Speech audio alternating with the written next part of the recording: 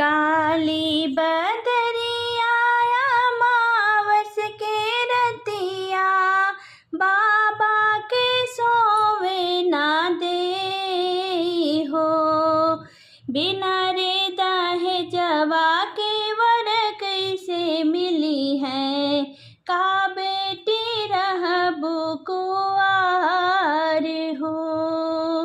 बिना रे दहेजवा के वर कैसे मिली है, का बेटी रहबो कुंवार हो। काली बदरिया अमावस के रतिया, बाबा के सोवे ना दे हो।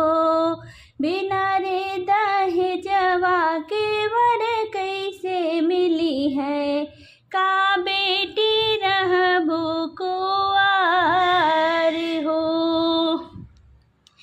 एक बना गईले दोसर बना गईले, तीसरे में पहुँचे विदेश हो। ऊँचे ऊँचे लोगवा के ऊँची अटरिया, ऊँचाइयों ने कर मांग हो। ऊँचे ऊँचे लोगवा के ऊँची अटरिया, ऊँचाइयों ने कर मांग हो। एक बना गईले दोसर बना गईले, तीसरे में पहुँचे विदेश हो। ऊँचे ऊँचे लोगवा के ऊँची अटरिया, ऊँचाइयों ने करे मांग हो।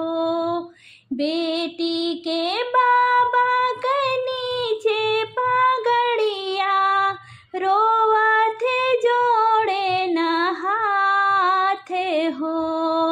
बिना रे दहेजवा के वर कैसे मिली है, का बेटी रही है कुंवार हो।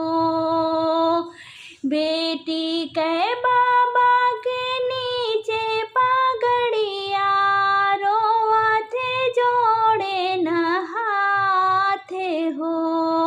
बिना रे दहेजवा के वर कैसे मिली है, का बेटी रही है कुंवार हो।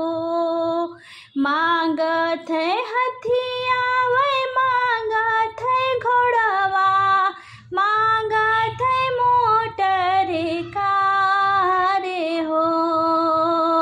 बाबा से मांगत है अन्न धन सोनवा, नहीं बेटी रही है कुंवार हो।